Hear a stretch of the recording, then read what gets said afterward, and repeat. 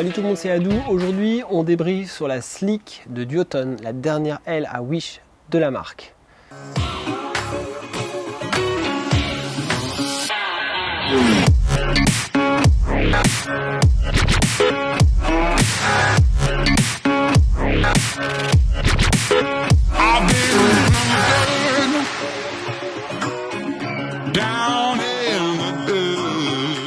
Il y a 1 an et demi, 2 ans, j'avais testé la Duotone Foilwing V1 sur la chaîne avec un combo complet, une board et un foil, l'Aero 1500, et je m'étais bien marré avec ce matos.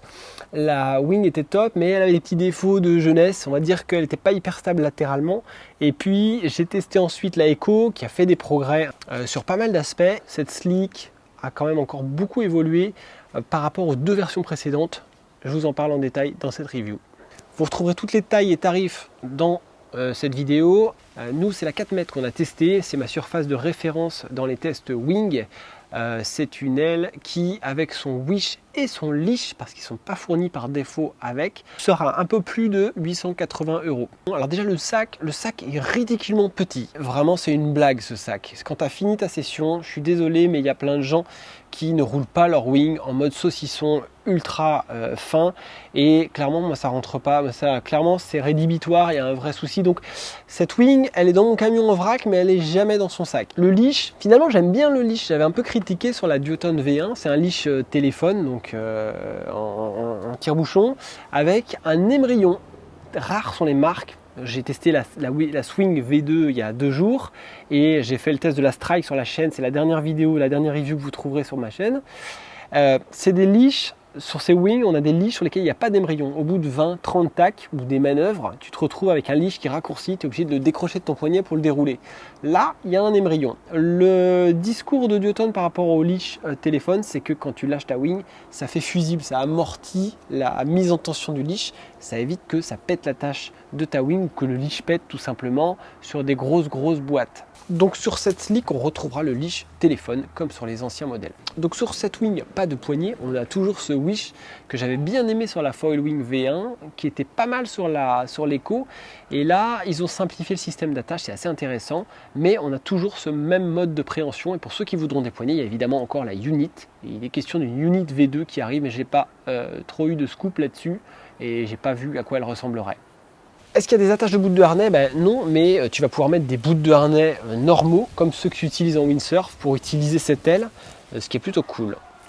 Au niveau des matériaux, on est sur une wing en triple ripstop. C'est devenu un peu le standard, même si je sais de la Strike que j'ai testé récemment est en double ripstop. C'est plutôt rare, mais c'est comme ça. On a des fenêtres en PVC, et je trouve qu'elles sont plutôt bien placées, mais on y reviendra. En termes de sécu, c'est pas si mal après coup. L'aile semble bien vieillir malgré ses fenêtres. Certains critiquent un peu le PVC, mais j'ai trouvé que c'était pertinent. Au niveau des valves de gonflage-dégonflage, on retrouve le système de Duotone que j'aime bien, embout quart de tour avec cette petite rondelle en caoutchouc qui fait que l'embout de la pompe a tendance à pas se desserrer. Au niveau des renforts des lattes, c'est du standard, il y a ces petits renforts qui rassurent tout le monde et qui servent peut-être pas forcément à grand chose. En tout cas, on retrouve aussi des mini lattes, mais cette fois-ci on est loin des grandes lattes qui équipaient la Duotone Foilwing V1, c'est des mini lattes en chute, peut-être pour éviter qu'elles flappent. Je ne sais pas dans le détail, je ne suis pas dans la conception des ailes, mais en tout cas c'est très léger et maintenant il y a moins de problèmes de casse comme on pouvait avoir sur ces grandes lattes en fibre qui étaient comme des baguettes de cerf-volant qui finalement cassaient assez souvent, notamment au bord dans les petites vagues quand vous reveniez au bord pour sortir de l'eau.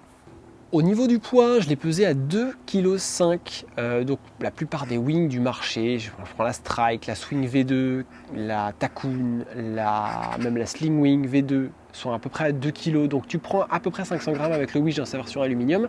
Après, avec le wish carbone, tu vas redescendre à environ 2,2 kg, 2,3 kg, donc tu arrives quasiment au poids d'une wing à poignée, ce qui est plutôt pas mal.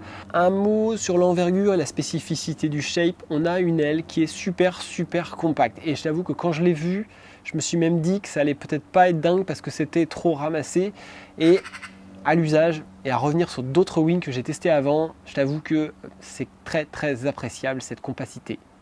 Mise en place, la pression de gonflage préconisée sur la 4 mètres en tout cas est de 7,5. Je vais à 8 à peu près, quasiment 8. Et à cette pression de gonflage, la wing est vraiment super rigide. Rien de compliqué au gréage, je dirais même qu'on a simplifié le système de wish où avant tu avais une mâchoire qui venait cercler un peu le boudin à l'avant, et cette mâchoire a disparu. On a plutôt deux petits fourreaux en fait dans lesquels tu viens emboîter ton wish, et un système de velcro à l'avant qui permet de sécuriser, d'empêcher que le wish s'en aille. Et puis après, quand tu mets la wing en pression, que la latte se gonfle, tu n'as plus aucune possibilité de perdre ton wish. Il n'y a plus ce point d'écoute comme il y avait sur la Echo avec un petit boot. Là, on a un système qui a été simplifié, c'est encore plus rigide qu'avant, c'est encore plus fiable, et à l'usage, j'ai eu aucun souci. Pour le dégréage, on a une valve de deflate, donc tu as toujours cette valve que tu dévisses, avec les ongles, le bout des ongles, tu la tournes d'un quart de tour, la wing se dégonfle, mais il y a aussi une valve de deflate sur la latte centrale. Honnêtement, c'est une des wings qui se dégonfle le plus facilement, c'est-à-dire que tu n'as pas à passer une minute allongée sur la latte centrale pour la dégonfler. On a sur la Slick un système qui est très bien, très efficace. Alors sur le mode de préhension, on a toujours ce wish qui a une forme un peu ovale cette fois-ci. J'ai eu le wish alu avec, il existe aussi un wish carbone qui te permet de grappiller un petit peu en poids.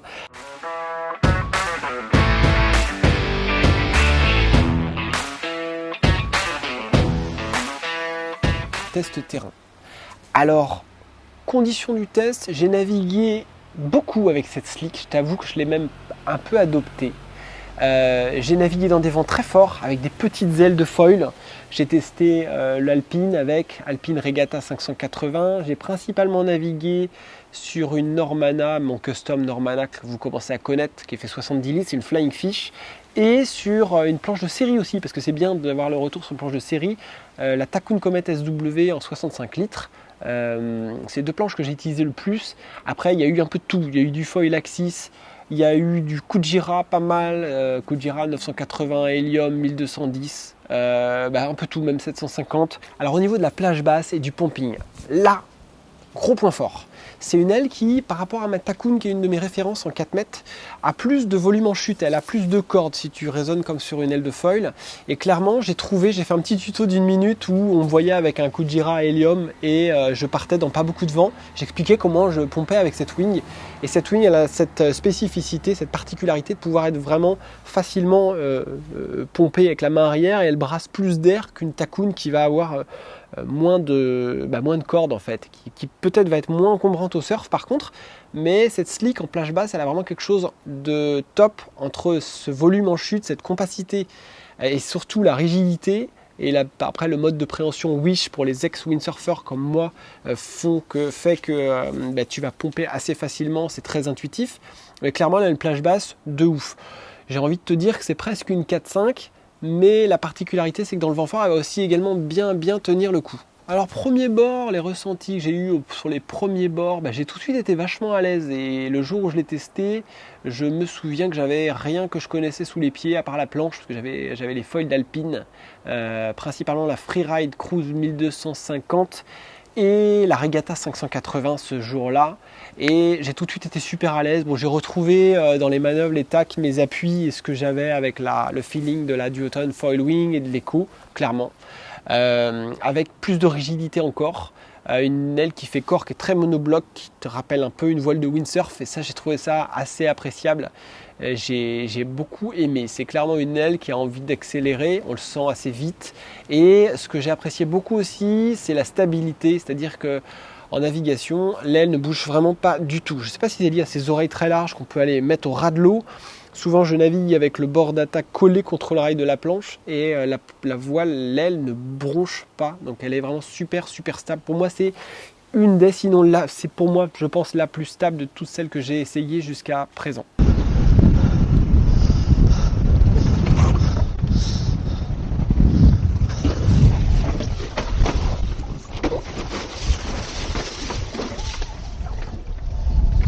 Je suis un inconditionnel des ailes à poignée quand il s'agit de surfer, mais j'avoue que là, ce Wish m'a quand même un peu réconcilié aussi avec les vagues. Même si c'est pas encore parfait, j'ai trouvé que évidemment dans les manœuvres c'est super intuitif, on a envie de naviguer avec l'aile dans le dos, pour faire des air jibes, j'ai commencé à faire des air jibes en switch, je commence à sauter, je commence à poser 360, mais c'est encore très aléatoire, je ne suis pas encore expert en jump, j'ai beaucoup de choses à apprendre à ce niveau-là, mais c'est très agréable en freestyle, c'est très agréable en cruising, c'est très agréable dans les manœuvres. Donc le côté préhension, le système de préhension avec le Wish qui a été amélioré est vraiment top. Le Wish est plus petit qu'avant. Donc aussi j'ai des repères tactiles. Je sais qu'au large, quand je veux vraiment bombarder, que je veux aller vite, l'optique VMAX, je vais aller caler ma main en butée contre en bout de Wish.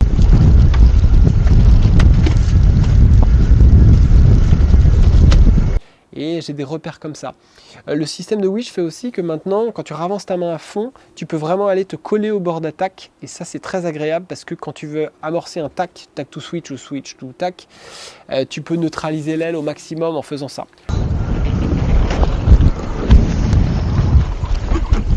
Le Wish aussi, ça te donne une poignée rigide. Contrairement à par exemple, des ailes comme les Strike ou la Harlem Kite, la Harlem Superfly plutôt, qui ont des poignées assez souples. Et bien là, tu as vraiment, quand tu tournes le poignet pour la faire tourner en jibe ou en tac, pour la mettre face au vent par exemple, dans les tacs, tu as vraiment un ressenti très direct. L'aile suit quoi. Et ça, j'aime bien. Je me suis même fait mal au poignet sur une session un peu énervée, mais le feeling est très direct. Ça, je trouve ça cool pour les manœuvres.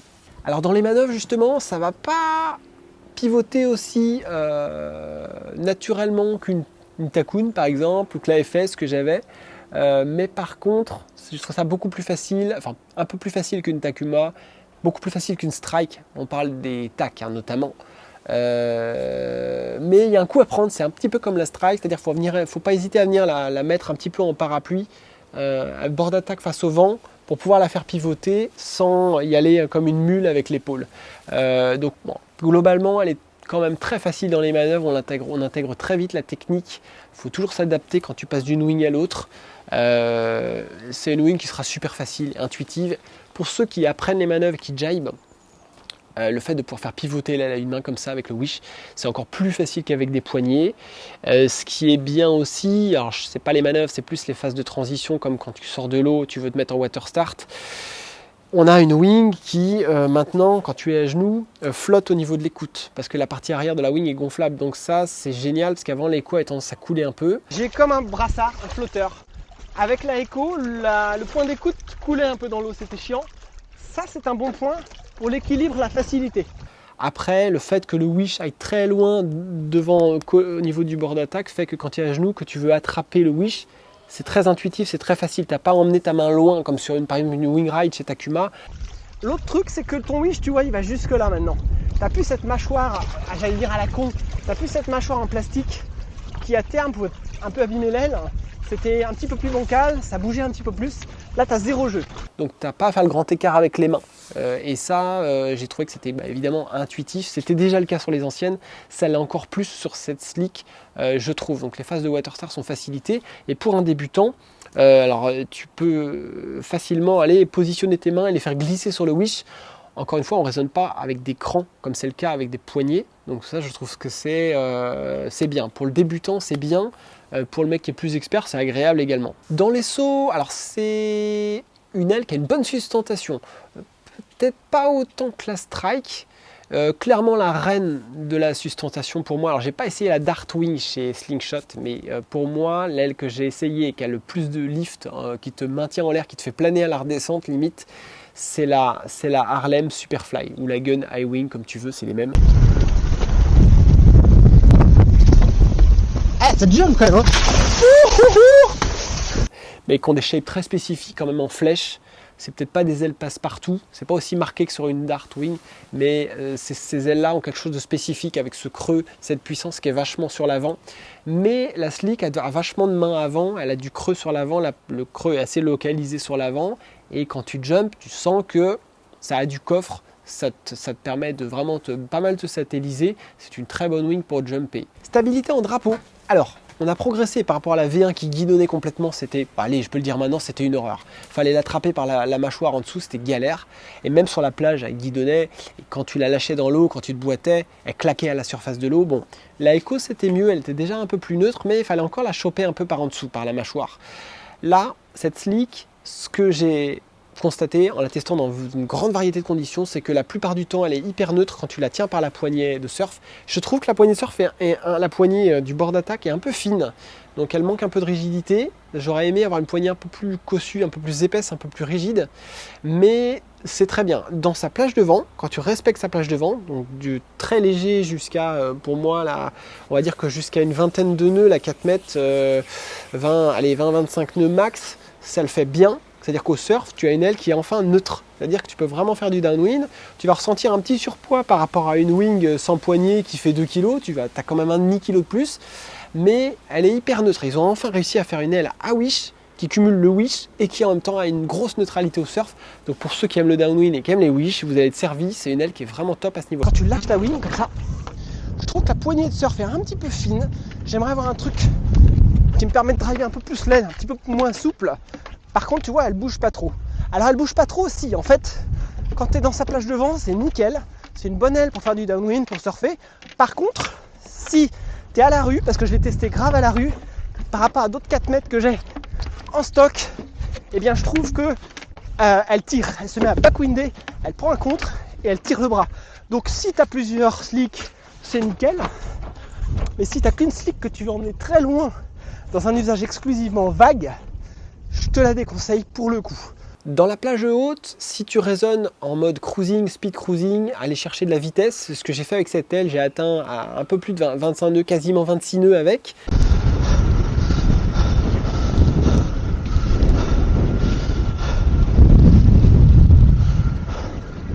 Elle est géniale, c'est-à-dire que même si tu te surtoiles, tu te mets à quasiment 30 nœuds de vent, tu te mets avec la 4 mètres, laisse tomber, elle est tellement rigide qu'elle ne bouge pas, elle bronche pas. Et ça, pour moi, aujourd'hui, c'est la meilleure. Je n'ai pas trouvé mieux en stabilité, quoi. Pour moi, la Takoon a tendance des fois à un peu baisser comme ça. La Wingride aussi, des fois, elle te fait des petits coups. Alors, comme elle est très puissante aussi, elle a tendance à refuser des fois si tu choques un peu l'aile. Donc, à ce niveau-là, la slick est vraiment top. Par contre, si tu veux surfer, faire du free fly, faire du downwind dans un vent fort, où tu sors de sa plage d'utilisation, c'est-à-dire que tu commences à être dans des vents forts où tu es un peu surtoilé, contrairement à certaines wings, elle va mal se comporter. Pour moi, j'ai constaté qu'elle me tirait dans le bras. C'est-à-dire qu'elle est très creuse et à un moment donné, elle prend à contre. Et elle a tendance à te tirer sur le bras. Alors, elle ne guidonne pas de gauche à droite comme c'était le cas sur les anciens modèles. Mais par contre, elle va te tirer, elle va être très présente et tu ne peux pas te concentrer sur tes surfs. Donc, hors plage d'utilisation, pas bon. Là où certaines wings, j'ai vraiment fait le test un jour où j'étais à la rue. J'étais parti pour faire de la speed à la boule et il y avait une petite barre de vague au final. Donc je me suis dit je vais surfer. Et comme j'avais un foil un peu trop petit et que la wing me tirait très fort dans le bras, c'était pas confortable du tout. Je suis retourné au bord, j'ai remis un foil de vague, j'ai mis une Takoon en 4 mètres, je suis reparti et là le constat c'est que même dans 30 nœuds dans les claques, quand je lâchais ma wing, j'avais rien dans les bras. Et je pouvais surfer librement, donc j'avais une aile beaucoup moins présente. C'est un constat, c'est du factuel. Et clairement, si je suis à la rue, si je sais que le vent va monter fort ce jour-là, et que je démarre à 15-20 nœuds, que peut-être j'aurai 25-30 nœuds à la fin de la session, je vais peut-être pas opter pour la slick. Voilà, c'est juste le seul bémol que je lui ai trouvé dans le surf en étant à la rue. Maintenant, il existe des plus petites surfaces et je pense que ce qu'il faut, c'est quand tu adores la slick, soit tu prends une unit en plus petite taille, soit tu reprends une slick dans des tailles plus réduites. Et attention, dans les choix de vos tailles, peut-être prendre une demi-surface en dessous. C'est-à-dire que moi, j'ai l'habitude d'être tout le temps en 4 mètres. Là où de la 4 mètres Takuma était presque de la 5 mètres, ça m'a dérangé en termes de puissance. Là, la slick, pour moi, peut être considérée comme une 4 mètres, mais elle a une plage basse qui déboîte un peu. Mais pour autant, elle n'est pas physique quand le vent monte. Je trouve qu'elle se tient très bien du fait de sa rigidité. Et pour rien vous cacher, j'ai fait une vidéo sur les bouts de harnais. J'étais vraiment un irréductible du bout de harnais. J'étais tout le temps au harnais avant. Et là, depuis quelques mois, à chaque fois que je sors en slick, c'est la seule wing qui a un wish qui se prêterait à mettre des bouts de harnais dessus, mais il se trouve que je n'en mets pas. Alors je n'ai pas été tout seul à tester, on l'a testé avec François Prévost on a fait cette petite vidéo Dogstart qui était top, tuto, on a fait la vidéo de la FFV avec sur les consignes de sécurité que vous pouvez aller voir. Et François est vraiment affûté du downwind, il a eu beaucoup navigué en éco, il a vraiment vu la marge de progression qu'il y a entre l'éco et la slick en termes de rigidité, en termes de tenue dans le vent. il a vraiment adopté cette wing, il a vraiment adoré. On s'est fait les tests sur l'île des Évins à la Baule, il y avait pas mal de vent, c'était une session géniale. Moi j'étais plus là pour faire des images que pour naviguer, donc j'en ai moins profité qu'eux, mais clairement François a bien aimé lui aussi. Alors si je devais conclure sur ce matos, une aile pour qui? Un peu pour tout le monde en fait. Un peu pour tout le monde, à condition de ne pas se gourer sur la taille de la wing. C'est une wing, si tu la prends 5 mètres et plus, 5 mètres, 5,5, ça va vraiment être une wing pour le petit temps, attention. En 4 mètres, moi j'arrive à l'emmener loin. Je trouve que c'est une aile qui est top pour faire ce que j'appelle du speed cruising, mais du freeride, mais un peu survolté, où tu as envie d'aller vite. Beaucoup de gens l'utilisent en freestyle. Je pense à Yann Rifley qui fait des super vidéos, quand on voit des gros moves, là on voit des choses sur Instagram et sur les réseaux. Donc voilà, lui clairement le Wish il a adopté et il a tendance, je crois, à prendre une demi-taille en dessous par rapport à la Echo. Il a tendance à prendre un petit peu plus petit, donc c'est signe que pour lui aussi, la plage basse de cette aile est assez musclée. Voilà. Alors après, si tu débutes, le Wish c'est génial. Pour l'appréhension, très intuitif. Ceux qui viennent du windsurf aiment bien le Wish, donc vous pouvez partir sur cette aile. Si tu débutes aussi, il y a un élément qui est très important, c'est l'envergure. Il faut avoir une aile assez ramassée, sinon ton aile va frotter dans l'eau au début, ça va être un peu galère.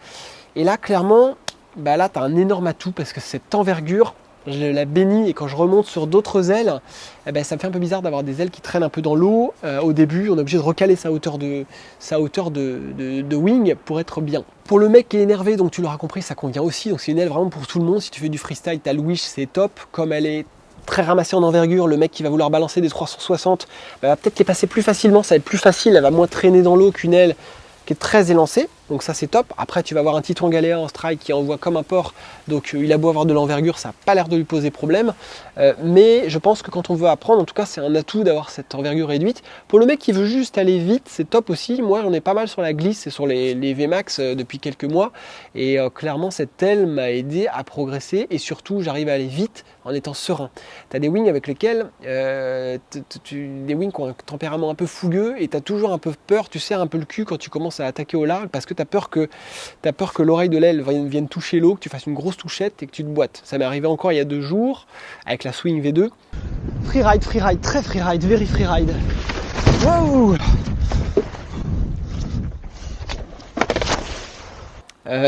J'ai pris une grosse boîte, je pense que certains qui regardent la vidéo naviguent avec moi et se rappelleront peut-être de cette vôtre. En tout cas, le fait d'avoir une envergure faible et une bonne tenue de profil et rigidité font de cette aile une aile vraiment excellente. Le Wish est très bien. Alors quelques personnes m'ont rapporté, même plusieurs personnes m'ont rapporté le fait qu'ils prenaient l'eau. Certains ont des problèmes de prise d'eau. Sur le modèle que j'ai eu aucun souci. Pourtant, je me suis bien boité comme il fallait. Elle résiste bien dans le temps, ça fait comme quelques mois que je l'aime maintenant. Erwan me l'avait déposé, je voulais remercier Erwan Borzenmort de m'avoir déposé la wing pour ces tests. J'ai pu vraiment la tester de fond en comble. C'est du super matos pour moi, je suis convaincu, une des meilleures pour moi. Dans un usage pur vague, j'irais plus sur une aile à poignée, peut-être comme la Unit. Moi je suis plus en Tacoon parce que il y a une neutralité qui me plaît bien sur ce format d'aile et qui est ultra polyvalent, mais qui a une plage basse un peu en retrait dans le light par rapport à cette slick. Voilà, c'était tout pour la slick. Si vous avez des questions, vous me contactez par Instagram ou Messenger. Et puis, vous laissez des petits commentaires aussi dans la vidéo, on y répondra. Et puis d'ici là, je vous souhaite de bonnes sessions, bon vent, c'était Adou, je vous dis à plus. N'oubliez pas de vous abonner à la chaîne, ça c'est super important et très sympathique, et ça fout la motive. Allez, à plus, bye bye.